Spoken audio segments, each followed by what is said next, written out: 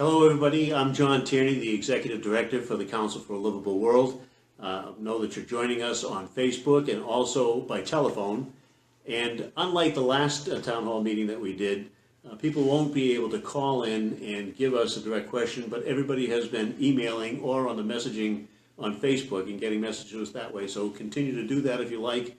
We'll get to as many questions as we can. This has been a practice that we're going to do regularly on that. The first one went very well. People seem to like it, and so we'll continue to do it. It gives us a chance to make sure that people that have been very good and kind and supporting us feel connected and know that they can contact us anytime. We are in different times. I do have to say that everybody seems to be ramping up their attention to this issue. A lot of people had sort of fallen back after the Cold War and thought that maybe we didn't have to be as concerned. Other interests also pile on, whether it's inequality or human rights or other issues on that. But with the Donald Trump presidency and the people that he's been appointing around him in the White House, and of course a lot of our friends in Congress who have been on a rampage to try and spend more on the military and build as many nuclear armaments as possible, we have our hands full right now, and people seem to understand that and realize the risk and the dangers that are involved. So we've been very busy here, and we want to be able to share with you what's been going on. President Trump has been all over the lot in terms of his statements about nonproliferation, about nuclear weapons, about weapons materials, about relationships with other countries, about who should and should not have nuclear weapons. On one day, he talks about the enormous power and risk involved with nuclear weapons and how we ought to not proliferate and ought to decrease the number that we have. On another given date, he's talking about South Korea and Japan and maybe Saudi Arabia having their own nuclear weapons. So those contrasting comments have people understandably unnerved, and we want to make sure that people know that we're working to take your interest and our interest, not just to the White House, but also to the Senate and to the House of Representatives. So we're going to work this. I've asked Greg Terran, our policy analyst here, to read the questions that have come in over the email and on Facebook messaging, and also some of the calls on that, and then I'll respond to them. We should be about a half hour or so, I would say, and then we'll try to do this a little more frequently. I hope you find it useful. And Greg, if you don't mind, why don't we go ahead and get started? Yeah, so one of the first questions from a supporter regarding President Donald Trump and nuclear weapons.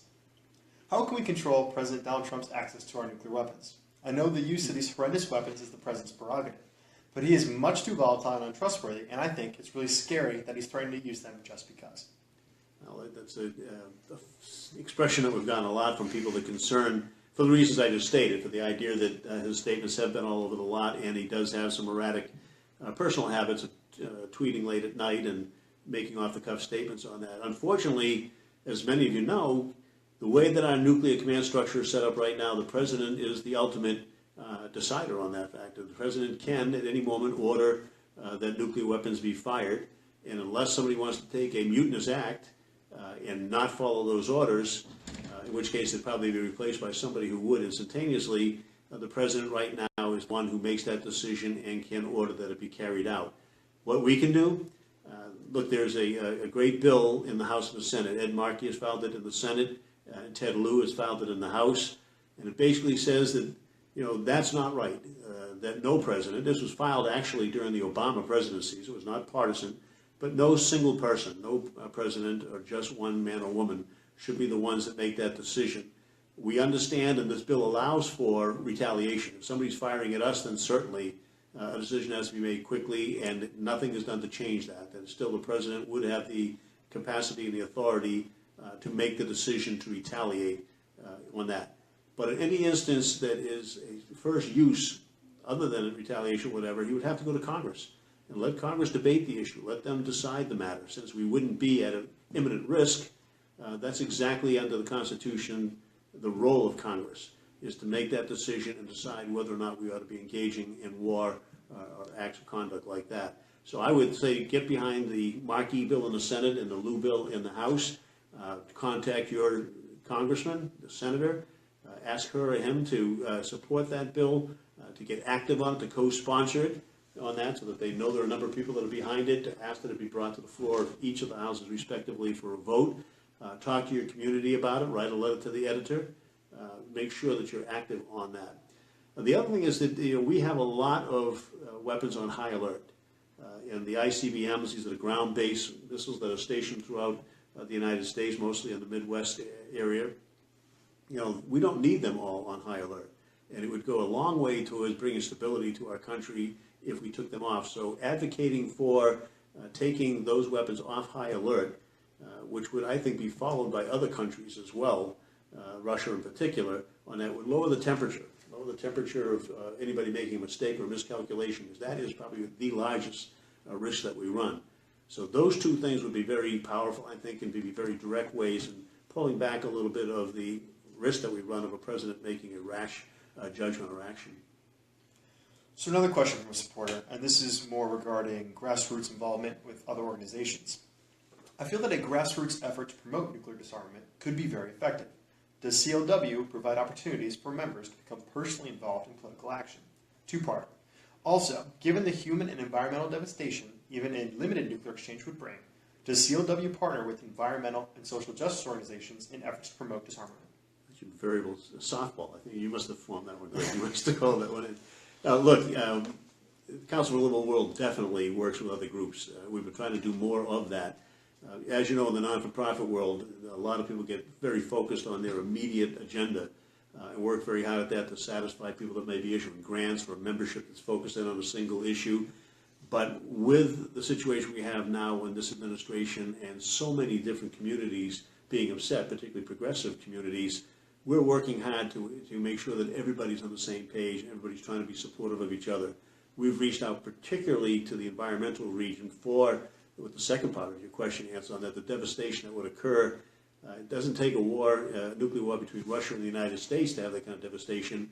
If Pakistan and India went at it, you could have a situation where you wouldn't be able to grow anything on this planet for 10 years, for a decade on that. So we're working with environmental groups who understand that. We want their members to understand what our issues are, and we want our members to understand theirs. You'll see in some of the mailings pretty soon that we're issuing out, both on email and hard copy, that we may well put a message in from one or two of those groups from time to time. And you can take it or leave it. If you don't agree with it, you don't have to do anything, but it's a way for us to get their message out for them, and they'll be reciprocating getting our message out for us, which helps us reach a larger audience, get more people engaged, get more people educated on the issue, and hopefully get them active on that. We like to try and find ways for our supporters and people with interest to get active. You can contact your member of the House of Representatives or your senator. You can visit their offices personally. You can write to them either by email. You can follow them on Twitter, get them on Facebook, any way that you can. But if you live in their district, they are 100 times more likely to be aware of what you wrote in and to respond to it than if you're sending to somebody else's district and not and having that member not respond to somebody who doesn't vote for them. Let them know that you're a voter. Let them know that you're aware of these issues. Let them know exactly what it is that you feel on a particular issue and what you would like them to consider or how you would like them to vote on that. Write letters to the editor. You can go to our website anytime at all and find great fact sheets, great information on that. It's all backed up by good research on that, and you can go to the links if you want to see the deeper, broader papers on that.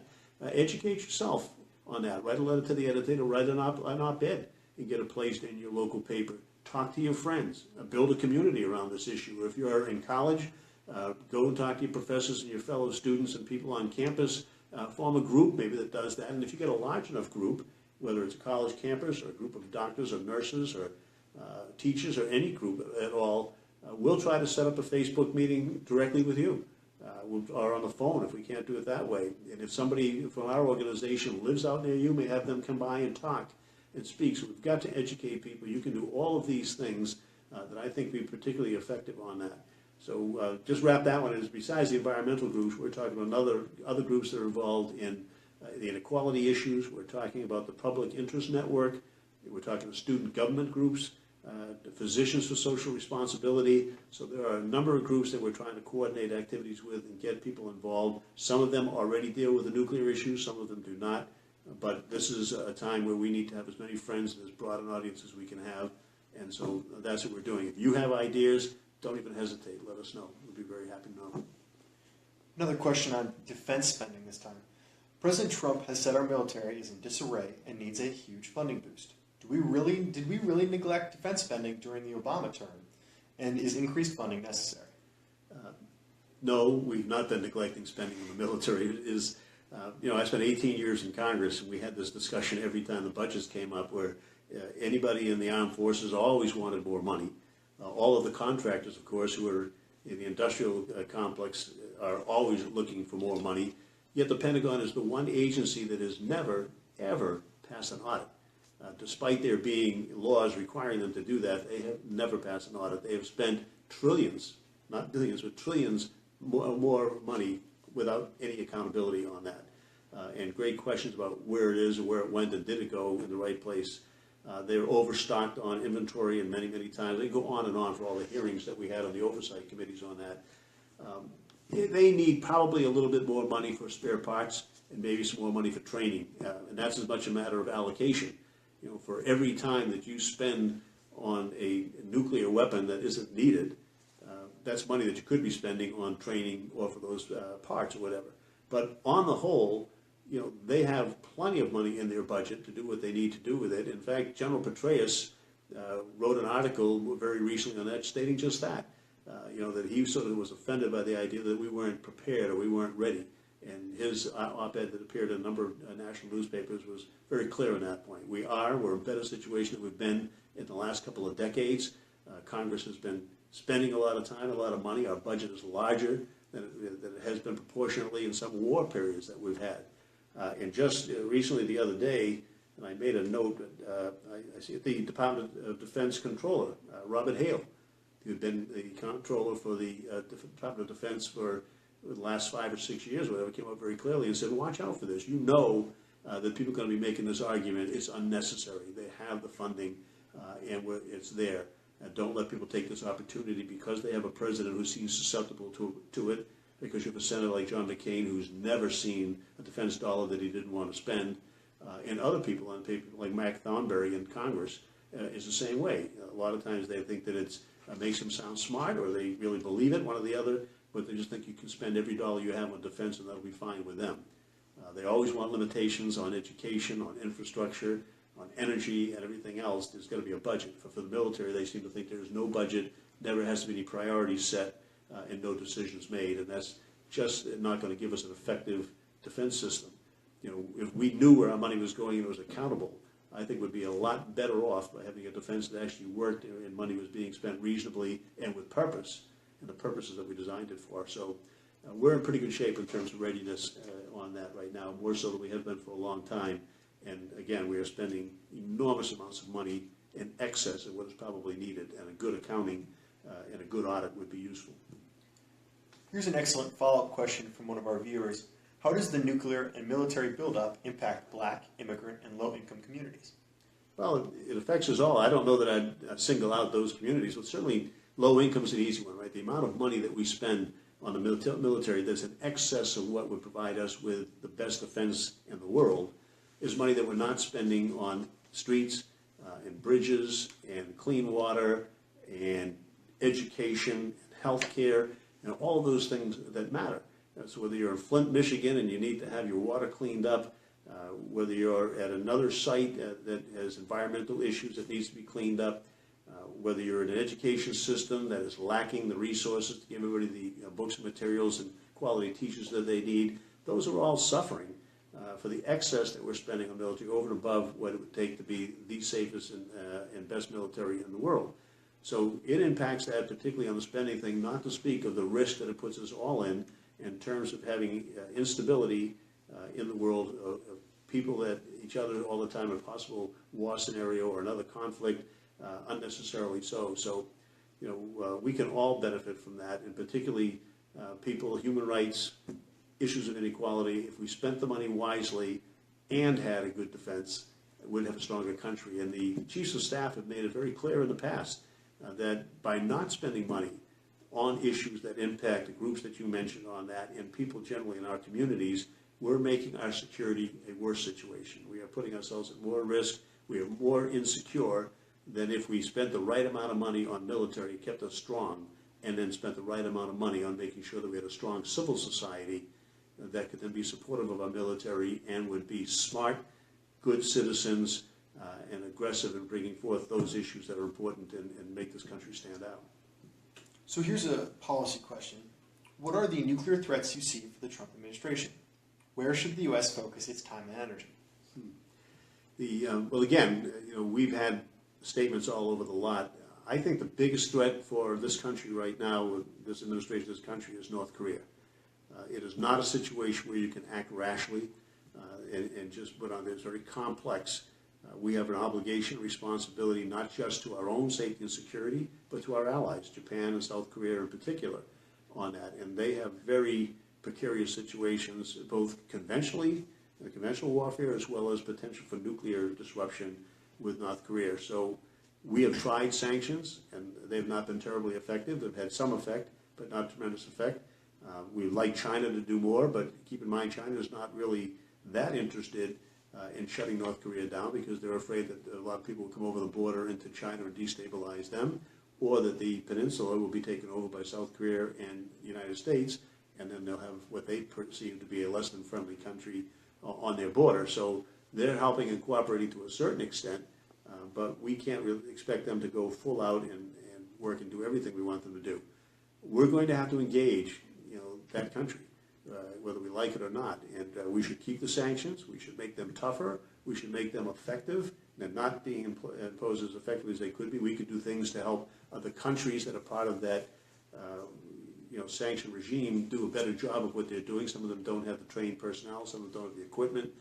We could work on all of that to make the sanctions have more bite, but that wouldn't be to any useful purpose unless we also find some way to engage and deal with North Korea on its concerns that they perceive to be very real, and then bring the others to the table as well, South Korea, Japan, China, Russia, and work on that. But the idea of not talking to them at all is not going to get us anywhere. You have to talk to your enemies if you're going to try to resolve the problem between you and the enemy.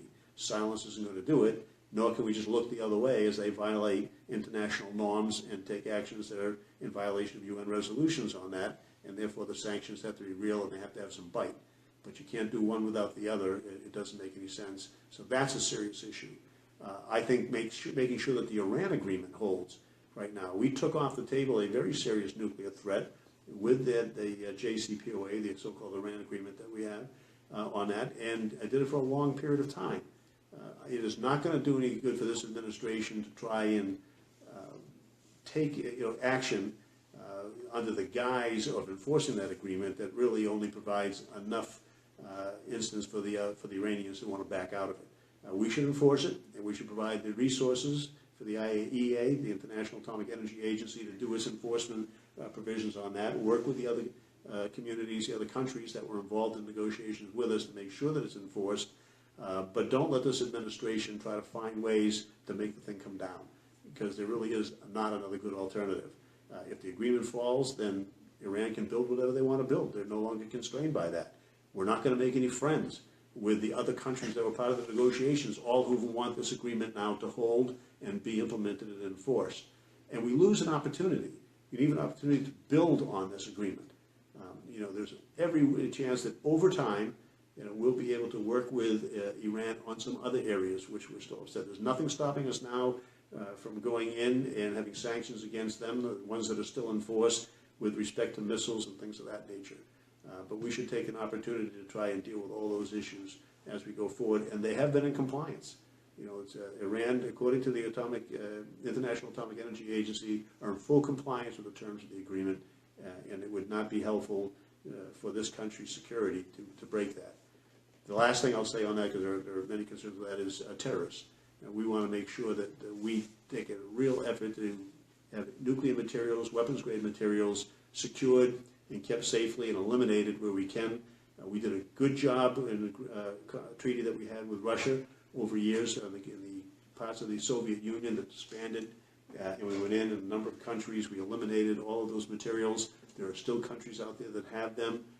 A lot of countries that use it for nuclear power or in hospitals or whatever, where the materials aren't being secured the way that they should be, and there are terrorist groups out there looking to get those materials and do something nefarious with it.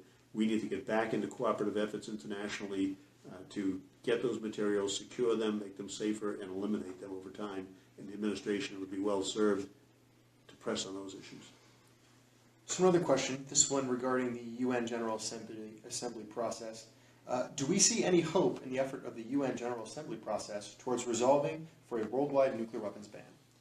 Well, I think whoever wrote the question probably knows that there was a vote taken. I think it was 167 countries have decided next year to have a conference with the idea of passing a resolution that would make nuclear weapons illegal. The United States, unfortunately, did not support that, as a number of other countries that have nuclear weapons or come under the umbrella of the United States for their deterrence of nuclear weapons didn't vote for it, and some abstained. But it's a way to put pressure on people. I know that the argument is that, well, we have a way, and that's a nonproliferation agreement, and this going outside and having a resolution isn't going to help. The fact of the matter is, we've not been living up to the nonproliferation agreement and treaty that we have. Neither the Russia or the United States, and most people's views, have been following that and getting rid of weapons at the pace that they should be. We did well. That's what the New START agreement was all about. We were decreasing the number of weapons on that. Things have hit a slowdown right now in the period of that, but we're supposed to be, under that treaty, regularly bringing down the number of nuclear weapons on that. And we need to get to the point where Russia and the United States continue to do that, then bring in the large world community, particularly those other nuclear countries, and negotiate that down. I think probably the most effective part of the UN would be to bring pressure to bear. Obviously, it's not going to be enforceable, and it's not going to be signed up to by countries that probably most need to be more active in nonproliferation. But I think it's good to have the debate. I think it's good for people to understand that the rest of the world, the non-nuclear countries, are upset about this, rightfully so. They're in danger. They're at risk for the nuclear weapons that are out there everywhere. For them to bring this kind of pressure on, I hope will be useful and might spur better compliance with the treaty and efforts in that regard. So this is a follow-up, and you already touched on this a little bit. It's regarding the JCPOA, the Iran deal. How's Iran doing? And you said in compliance. The other question is, did Iran violate the agreement with its missile launch?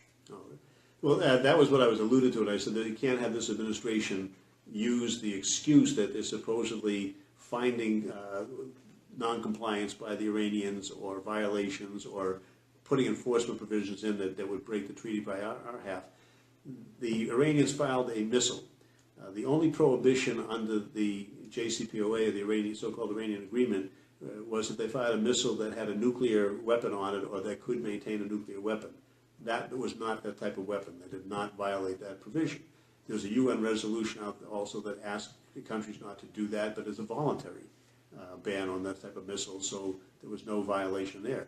Do we prefer that the Iranians not fire missiles and not give it a missile technology? Absolutely. But that's separate from the agreement that we were dealing with on nuclear weapons on that basis, and we should move towards a discussion about missiles as one of the things I mentioned earlier about ways to improve on this agreement and build on it on that basis. So turning to Russia, do you think there is any chance for the U.S. to negotiate a new arms control agreement with Russia under this administration? Well, oddly, I think that there may well be, but we're going to have to wait and see how things work out. This administration has had really powerfully strong words in favor of Mr. Putin and Russia, and that cuts both ways. It's upset a lot of people because obviously they've not been the best international player over time, and they deserve some opprobrium, and they deserve the sanctions that are imposed on them right now. But it's another situation, as we talked about, if you don't talk to people about nuclear proliferation and nuclear dangers and risks, then we're not going to be able to address those issues which put the entire world, as well as those two countries, at risk. We've got to find a way to have that conversation without giving up the ability to respond when they go to Ukraine or Crimea, or take another action that's violative of international norms, UN resolutions, our best interest on that. But at the same time, have a discussion. This happened in the 70s and 80s. Certainly, there was nobody thinking that Ronald Reagan was going to reach an agreement on nuclear weapons because we had a lot of issues which the two countries disagreed on. But they were able to set aside this issue for discussion without forfeiting the ability to address all the other issues. And we had an arrangement made, and we've been sort of decreasing the number of nuclear weapons and having some other protections put in place. We need to do that again. both with respect to the number of weapons and the types of weapons that we have, but also on the nuclear materials aspect of things. So I think this administration, if they claim to have a special relationship, and if this president claims to be the best deal maker around, here's a good place to prove it. You have a Secretary of State and Secretary Tillerson who's supposed to have a special relationship there. You have, what I think, is a tough general in General Mattis, who's now the Secretary of Defense, who I think understands this issue and understands the need for nonproliferation, so that maybe there can be something done if they want to move in that direction. I think the concern right now with people is that maybe there's too special a relationship between this administration and Russia, and that's going to take some scrutiny from Congress to make sure that that everything that we do is done legitimately and in the best interest of this country as we move forward. Probably time for our last question. With questions about resuming nuclear testing surfacing, do you believe the Comprehensive Nuclear Test Ban Treaty is under threat? Well, it is under threat. I mean, we've had a bill filed by Senator Cotton, and Greg, you probably remember better than I, who somebody filed a similar piece in the House. Poe. Well, Yeah, different bill. The different bill, but a similar concept on that, Poe.